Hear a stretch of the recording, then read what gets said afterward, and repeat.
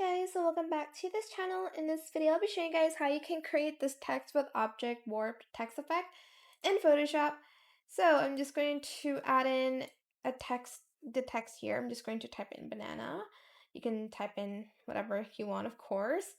And I'm just going to right click and then convert to smart object. And here is where I'm going to adjust the shape of it a little bit, like so. Put it like this first, and then we're going to right click and we're going to warp this. I'm just going to use this one first. Wait, the arch one, and then I'm just going to do it this way. I'm just going to place it like here. And then I'm going to do the custom one, and I'm just going to adjust it even further. Okay, okay, hold on, let me adjust these up here. All right, okay, this is what I want to do.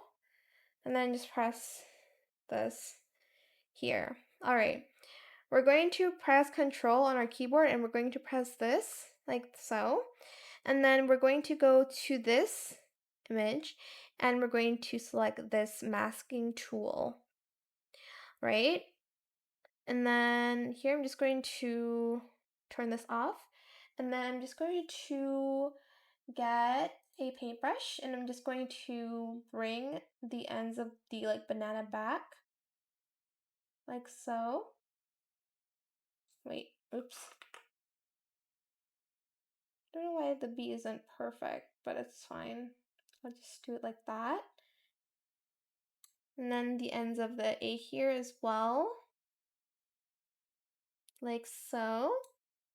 And that's it. Super simple, but I hope this tutorial was helpful for you guys.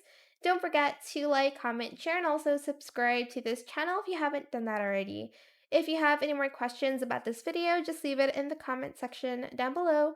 I'll try my best to answer them all for you guys. And if you found this video helpful, please click the thanks button as well. That is a thank you so much for watching. Bye!